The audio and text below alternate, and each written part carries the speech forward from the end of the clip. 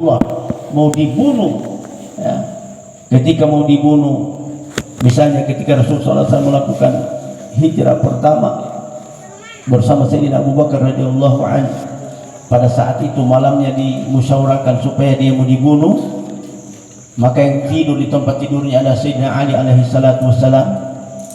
Pada saat itu memang mau direncana Rasul sallallahu alaihi wasallam diselesaikan, berkali-kali mau dilakukan pembunuhan, tapi Allah subhanahu wa ta'ala tidak mungkin akan membiarkan Rasul sallallahu alaihi wasallam, karena dunia dan seluruh isinya ini 2000 tahun lagi bumi dan langit mau diciptakan oleh Allah. Itu nurnya Rasul sallallahu alaihi wasallam itu sudah diciptakan Allah.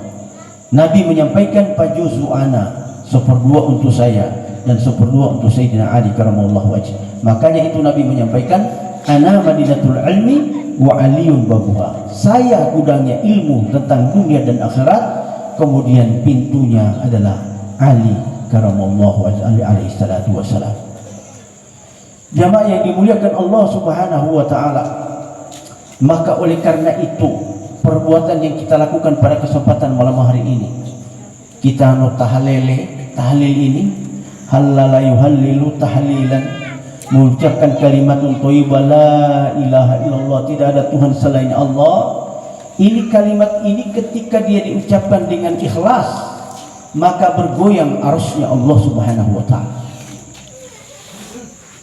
Bayangkan kalimat ini, siapa yang mengakhiri hidupnya, man akhirul kalami la ilaha illallah, siapa yang dalam akhir pembicaraannya, kalimatnya mengucapkan kalimat la ilaha illallah, dakhala jannah, maka Allah subhanahu wa ta'ala memasukkannya ke dalam surga Allah subhanahu wa ta'ala.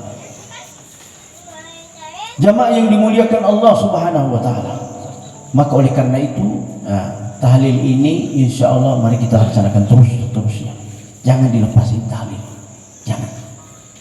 Nah, sekalipun misalnya ada orang lain tidak mau bertahlil, tidak apa-apa, tapi jangan menghentikan bagi kita yang melaksanakan.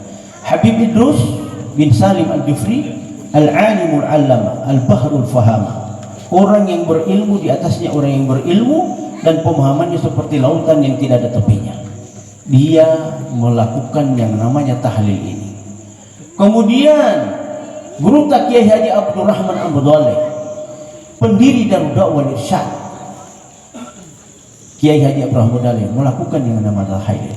Jadi tahlil ini adalah potongan-potongan ayat Al-Quran, potongan-potongan hadis Nabi Sallallahu Alaihi Wasallam, salawat dan seterusnya. Itulah yang kita baca. Jamaah yang dimuliakan Allah subhanahu wa ta'ala, saya pada malam hari ini disuruh untuk Pak Ima, tadi dia bilang coba kami bicarakan lagi persoalan dalam kandungan ya Pak Ima. Di dalam sesudah Nabi Adam alaihissalam dan sudah Sadatuna Aminah Siti Hawa alaihissalam, maka kita ini sudah semuanya lahir dari rahim seorang ibu. Bahkan Nabi Adam alaihissalatu wassalam itu bersama Siti Hawa, ibunda kita dan ayahanda kita, Nabi menyampaikan bahwa Adam abul bashar, ana abul ruh. Nabi Adam itu alaihissalam adalah sebagai bapaknya jasadnya manusia, tapi kalau Rasul sallallahu alaihi wasallam adalah bapaknya rohnya manusia. Jamaah yang dimuliakan Allah, Nabiullah Adam alaihissalam itu 22 kali melahirkan Siti Hawa alaihissalatu wassalam. 22 kali. Setiap melahirkan pasti ada kembar perempuan. Makanya lahir yang pertama itu adalah Qabil bersama Iklimah. Kemudian yang kedua, kembar yang kedua adalah Habil bersama Labuda. Karena belum ada manusia yang waktu itu hanya manusia yang pertama Nabi Adam, manusia yang kedua adalah Siti Hawa yang diciptakan oleh Allah Subhanahu wa taala dari tulang rusuknya Nabiullah Adam alaihissalam. Kemudian selanjutnya ketika mereka dinikahkan oleh Allah Subhanahu wa taala, dinikahkan oleh Jibril alaihi salatu wasalam, setelah Siti Hawa diciptakan oleh Allah dari tulang rusuk itu, kemudian dia duduk di singgasananya, Nabi Adam alaihissalam telah melihatnya. Namanya kita ini laki-laki, pasti sudah disampaikan oleh Allah, hubbus syahawati minan nisa wal banina wal qanatiril muqantarat, bahwa kita ini ingin dengan namanya perempuan atau lawan jenis kita. Maka ketika dia melihat Siti Hawa, ya namanya saja sudah ada magnetnya, dia mau follow sudah dia punya istri tadi. Tapi ada suara yang dia dengar, hai Adam, kau harus dinikahkan dulu, baru kau bisa sentuh kau punya istri itu. Maka dinikahkanlah dia oleh Allah Subhanahu wa taala, menyuruh malaikat Jibril alaihi salatu wasalam bersama malaikat-malaikat yang lain, malaikat Mikail dan sebagainya, menghiasi surga, kemudian dinikahkanlah mereka. Setelah mereka dinikahkan, Nabi Adam sudah mau campuri dia punya istri, tapi disampaikan kepada dia, tidak boleh kau campuri dulu saya. Siti Hawa menyatakan begitu, kau harus bayar maharnya dulu. Bayar mahar. Bayangkan kalau kita mahar kita sekarang ini, poima sakuya mahar sekarang poima, ane menogel itu nah poima. Hah? 1 juta? Nah, 100. Kalau dulu hanya 110.000. Bayangkan harganya perempuan, kasihan hanya 100. Ya Allah ya Karim. Kalau di Arab itu maharnya sampai 100 juta. Tapi jangan di sini, kasihan ya Allah, di sini kita tidak seperti di sana. Di sana dia dulu harus ada rumah dulu kan bisa kawin. Makanya di sana banyak wanita-wanita yang tua yang sudah tidak kawin. Tapi tidak seperti itu, karena mahar yang sebenarnya itu adalah mahar yang tidak seperti kalau yang sudah ini adalah keputusan majelis ulama, sudah disepakati itu. Kalau 1.100.000 itu mahar. Jamaah yang dimuliakan Allah Subhanahu wa taala, ternyata mahar waktu itu, karena di surga ini berarti semua ada, semua di sana ada emas, ada berlian, ada apa semua. Nabi Adam menyampaikan, apakah maharnya ya Allah? Apakah emas? Apakah berlian? Allah Subhanahu wa taala menyampaikan bahwa maharnya adalah berselawat kepada baginda Rasul sallallahu alaihi wasallam 10 kali.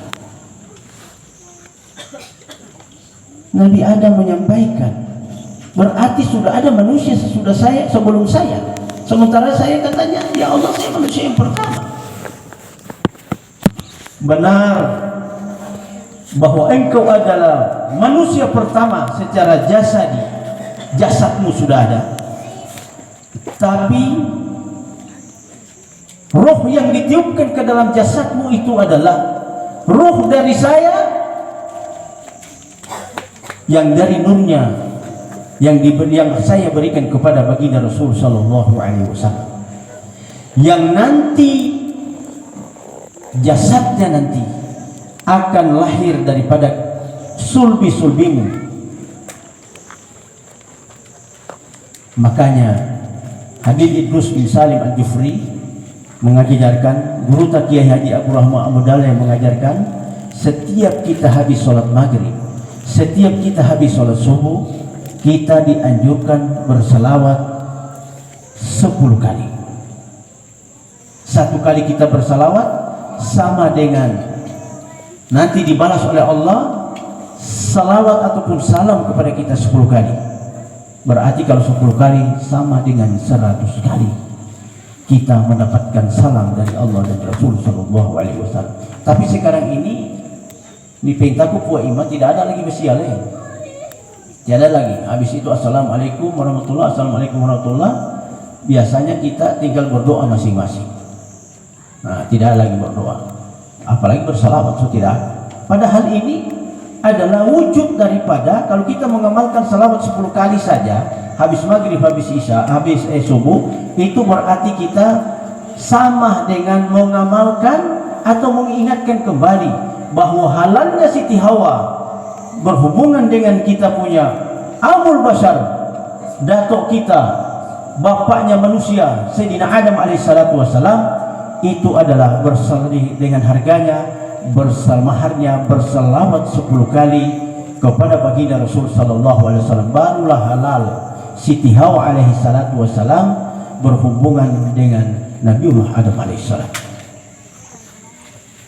Jamaah yang dimuliakan Allah, manusia yang pertama diciptakan langsung dari tanah Nabi Adam. Sesudah itu perempuan yang pertama diciptakan Allah Subhanahu wa taala sebagai istrinya Siti Hawa dari tulang rusuk.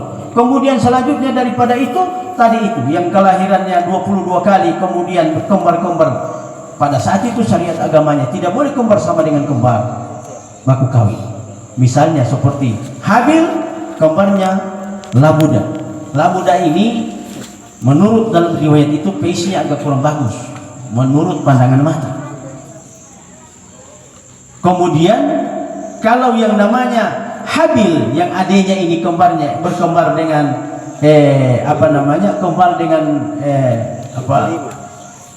Labuda kembarnya kembarnya Qabil, kemudian Habil Iklimah. Iklimah ini cantik, luar biasa cantik. Namanya saja kita laki-laki, syahwat kita mau ingin yang cantik. Tapi yang namanya kita pada saat itu mereka ada yang kembarnya harus disilam, maka Qabil harus kawin dengan Labuda, kemudian Habil harus kawin dengan Iklimah. Jamaah yang dimuliakan Allah, maka sebelum untuk mereka kawin itu, supaya adillah dalam pelaksanaan daripada syariat itu, maka mereka berdua ini disuruh untuk berkorban. Karena Habil ini dia adalah sebagai seorang petani yang sangat luar biasa hebatnya. Jadi pertanian kita notalua, batanam padi, batanam pisang, batanam apa, durian dan sebagainya, ini sudah ada pada zaman itu. Kemudian Qabil dia punya hobi untuk berternak. Maka syariat agama Nabiullah Adam alaihissalam pada saat itu memerintahkan supaya mereka berkurban. Siapa yang kurbannya, kalau pada saat itu kurbannya langsung kalau menandai daripada dia diterima atau tidak, dia seperti hilang, ya, dibawa terbang oleh angin, wallahu a'lam bishawab. Maka ketika mereka menyodorkan kurbannya masing-masing, Qabil dengan hasil daripada peternakannya, Habil dengan hasil daripada pertaniannya, maka yang diterima oleh Allah Subhanahu wa taala adalah kurbannya Habil, karena dia melakukan dengan ikhlas daripada pengorbanan itu. Maka jamaah yang dimuliakan Allah, maka dialah yang pantas untuk mengawini yang namanya Iklimah yang cantik itu. Tapi namanya ini si Qabil, dia bilang, tunggu bagian, saya tidak musana, saya akan bunuh kau. Maka dia bunuhlah daripada adanya ini, gara-gara tadi itu, gara-gara perempuan. Makanya banyak sekarang orang misalnya ya pacaran begitu, kemudian dia bunuh orang yang biasanya wa iyyabillah na'udzubillah min dzalik, tapi itu sudah terjadi pembunuhan pada zaman ini. Bapak dan Ibu sekalian yang dirahmati Allah Subhanahu wa taala, maka selanjutnya semua kita ini semuanya sudah disebabkan karena hubungan kedua orang tua kita, laki dan perempuan. Saya mau sampaikan testimoni kepada kita bahwa Nabi menyampaikan kullu mauludin yuladu alal fitrah fa abawahu aw yuhawidanihi aw yunassirani aw yumajjisani. Setiap bayi yang lahir itu dalam keadaan suci. Itu kita punya pandangan Islam. Jadi setiap bayi yang lahir dalam keadaan suci, yang menjadikan mereka menjadi apa? Penyembah api dan sebagainya, itu tergantung daripada kedua orang tuanya. Testimoninya begini, Bapak Ibu sekalian. Ada dua orang calon suami istri yang mau menikah. Mereka berniat ketika mereka mau melaksanakan pernikahan supaya mereka punya anak ini menjadi hafiz Quran, menjadi ahli Quran. Mereka ketahui hadis Nabi sallallahu alaihi wasallam, innamal a'malu binniyati wa innamal likulli imri'in ma nawa. Sesungguhnya sahnya dari segala amal perbuatan anak cucu Adam itu tergantung daripada niatnya. Dan apa yang dia niatkan, insya Allah akan dikabulkan oleh Allah Subhanahu wa ta'ala. Maka sepasang calon suami istri ini, mereka beretikat menyampaikan dan berniat dengan sungguh-sungguh kepada Allah supaya mereka mendapatkan anak yang hafiz Quran dan ahlul Quran. Subhanallah, apa yang terjadi?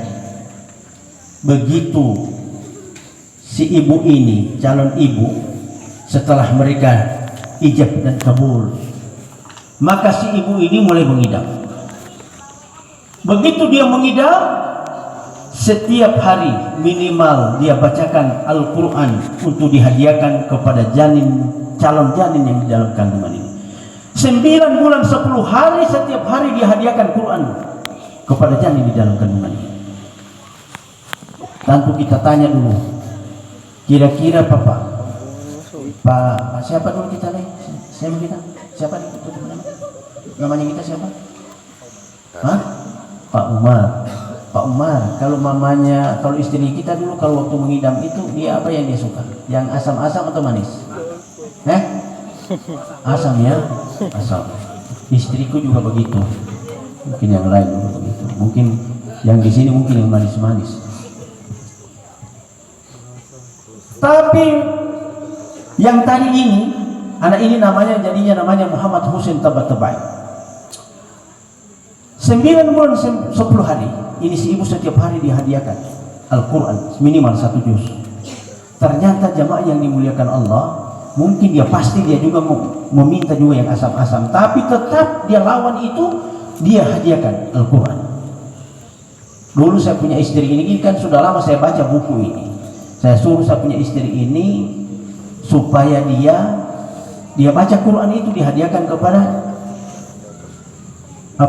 janin dalam kandungannya. Pernah saya suruh begitu mau nyari? Pernah saya suruh? Saya suruh dulu.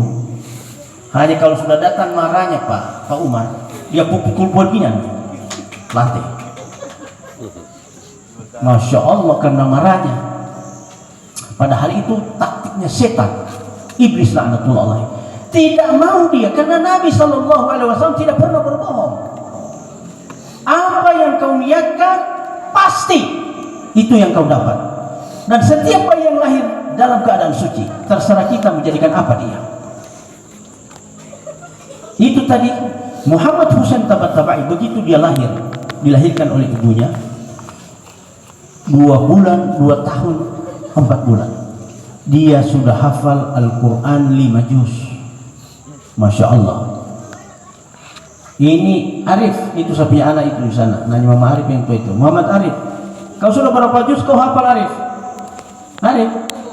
Hah? 1. Baru jangan, bukan Arif yang saya tanya ini. Arif? 1. Juz berapa? Bukan. 30. Nah, juz baru 1 juz. Itu umur dia sudah mau kelas 6 SD.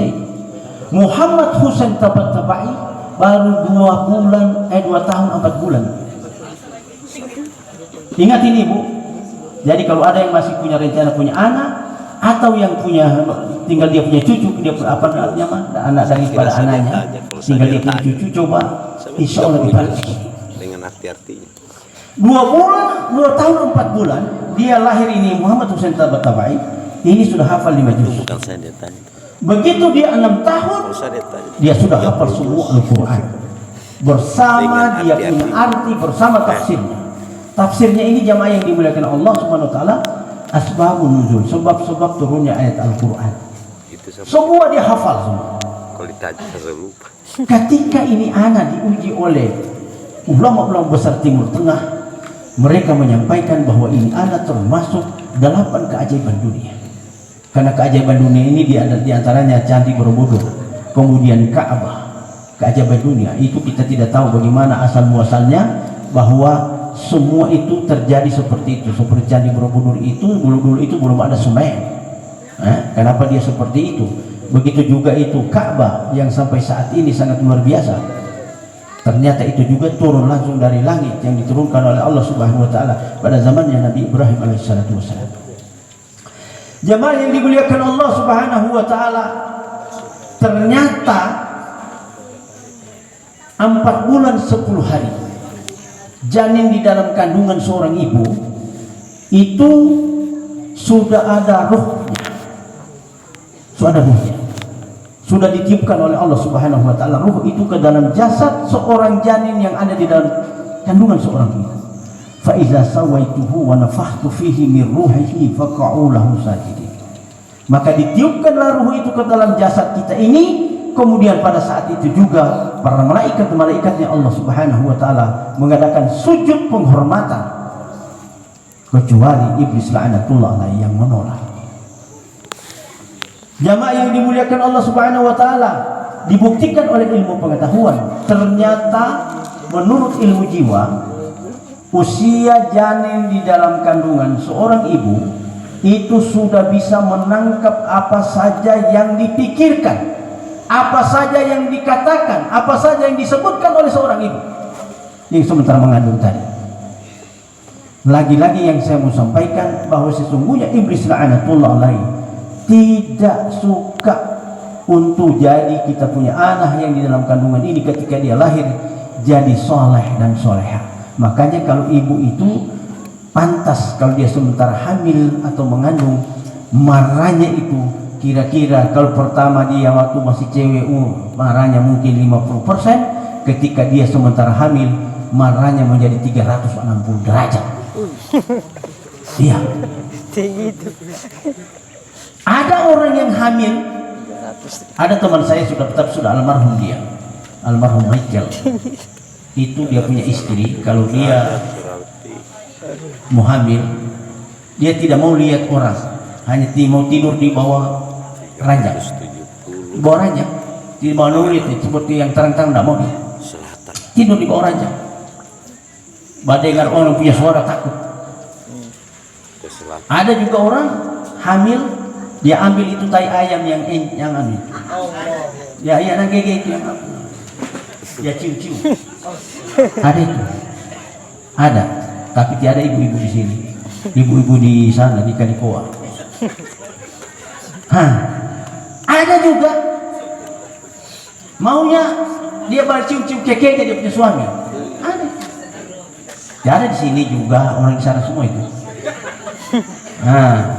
Bahkan yang paling top itu ada, dia maunya hanya berpegang-pegang tongkatnya dia punya suami begitu datang. Iya, tidak ada di sini. Sebenarnya jamaah yang dimuliakan Allah, ini kuncinya dari kita. Tidak kan suaminya. Dan kunci dari kita orang ini sebenarnya dari laki-laki yang kita sungguh dengan kita punya istri itu. Tidak boleh kita, makanya kalau melakukan itu dalam kondisi kita harus sadar. Jangan lupa Allah. Jangan lupa. Apalagi sudah koitus. Ada orang sudah dia lupa dunia, so tidak ada lagi apa yang dia sebut.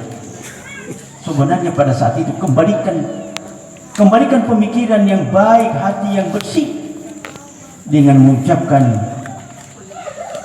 la haula wala quwata illa billahil aliyil azim, atau subhanallah, atau bersalawat kepada baginda Rasul sallallahu alaihi wasallam. Kemudian setelah itu sujud syukur, bersujud kepada Allah, subhanallah walhamdulillah wala ilaha illallah, Allahu akbar, luar biasa ya Allah nikmat yang engkau berikan. Begitu. Janganlah sudah karena enaknya sudah, dia sudah lupa segala-galanya.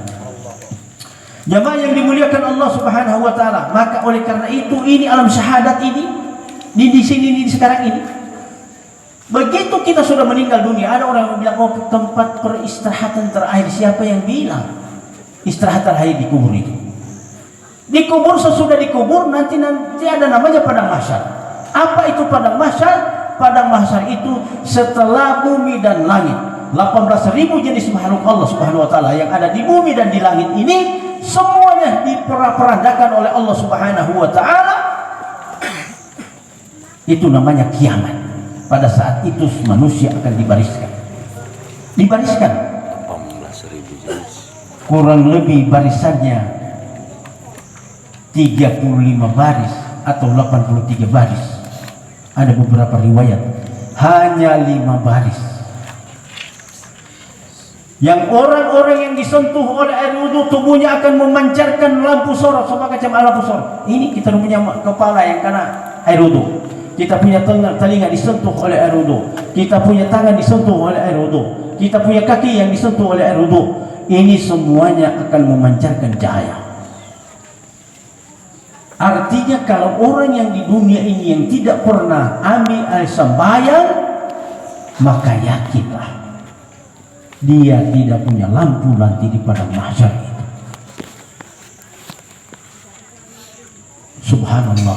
Pada saat itu jemaah yang dimuliakan Allah, satu jengkal saja dari kepala ini namanya matahari. Pada saat itu jemaah yang dimuliakan Allah Subhanahu wa taala, akan ada suara Allah menyampaikan, ada saya punya hamba Allah yang terbaik. Nada munadi, hamba Allah Subhanahu wa taala yang terbaik. Cucunya baginda Rasul sallallahu alaihi wasallam, anaknya Sayyidina Husain, namanya Sayyidina Ali Zainal Abidin. Sayyidina Ali Zainal Abidin adalah seorang hamba Allah yang mulia. Bayangkan jamaah yang dimuliakan Allah, selama 40 tahun dia setiap malam, karena dia punya harta yang banyak, dia bawa sendiri gandum, dia bawa sendiri semua apa yang dia mau sampaikan kepada orang-orang yang ada di waktu itu adalah di Madinah. Dia pikul sendiri, ada kurang lebih 100 rumah. 40 tahun tidak diketahui siapa yang memberikan makanan, siapa yang memberikan minuman. Ada di depan tangga mereka, ketika mereka bangun untuk mau sholat, sudah ada makanan dan minuman, gandum apa semua di muka tangga mereka. Jamaah yang dimuliakan Allah, 40 tahun. Ketika dia meninggal dunia, barulah ketahuan sesungguhnya berarti Sayyidina Ali Zainal Abidin yang menyampaikan daripada makanan dan bahan-bahan minuman yang di depan tangga oleh sekian ratus orang ini. Setiap malam dia lakukan itu. Dia pikul sendiri. Begitu dilihat dia punya bahunya, Masya Allah, dua-dua bahu yang tebal. Masya Allah. Makanya itu jamaah yang dimuliakan Allah Subhanahu wa ta'ala. Dengan kondisi sekarang ini kita luar biasa ini. Manusia kelaparan banyak. Banyak manusia yang lapar sekarang. Maka oleh karena itu jemaah yang dimuliakan Allah, Sultanul Auliya Syekh Abdul Qadir Jailani menyampaikan kepada khutbahnya yang terakhir. Dia menyampaikan siapa yang memberikan satu suap kepada orang yang lapar, itu lebih baik daripada dia membungkus Ka'bah dengan kain sutra. Siapa memberikan makan sesuap kepada orang yang lapar, lebih baik daripadanya membangun 1000 buah masjid jami. Bayangkan, lebih baik daripadanya sholat sunnah setiap malam sholat tahajud dan sebagainya selama 1 tahun. Lebih baik daripada dia berperang di jalan Allah Subhanahu wa ta'ala dengan pedang terhunus. Bahkan lebih baik daripadanya berpuasa Senin Kamis, berpuasa Daud 1 hari puasa 1 hari tidak, daripada memberikan makan kepada orang yang lapar. Dia menyampaikan siapa saja yang berbuat memberikan makan kepada orang yang lapar, maka dia akan tumbuh cahayanya, cahaya dari dalam dirinya. Artinya hatinya insya Allah akan mengenal dirinya, mengenal Allah Subhanahu wa ta'ala. Maka oleh karena itu, apalagi kalau kita punya orang tua sendiri, jangan ada orang tua pinjam uang sama kita, anaknya ini pinjam, oh saya pinjam doimu nak. Ada seperti itu. Bayangkan, sementara Allah menyampaikan di dalam Al-Quran, a'udzubillahi samil alim minasyaitonir rajim, wa qada rabbuka alla ta'budu illa iyyahu wa bil walidayni ihsana imma yablughanna 'indaka al-kibara aw kilahuma fala taqul lahumā uffin wa la tanharhumā wa qul lahumā qawlan karīmā wakhfid lahumā janāha adh-dhulli minar rahmah wa qur rabbirhamhumā kamā rabbayani shaghīrā. Allah Subhanahu wa taala menyuruh kepada kita supaya menyembah Allah Subhanahu wa taala, tidak mensekutukannya. Sesudah kita menyembah Allah dengan seperti itu, Allah memerintahkan berbuat baik kepada kedua orang tua kita. Apabila kedua orang tua kita, kata Allah Subhanahu wa taala, ketika mereka dalam pemeliharaanmu, dalam pemeliharaan kita, kalau orang tua kita itu sudah dalam pemeliharaan kita, sudah wajib kita pelihara, kita punya orang tua. Fala taqul lahumā uff.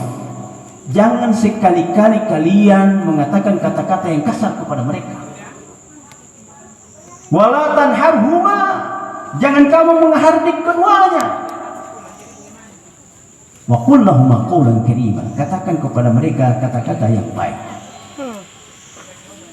Jamaah yang dimuliakan Allah Subhanahu wa taala, bahwa surga yang merupakan tujuan kita, itu Nabi menyampaikan al-jannatu tahta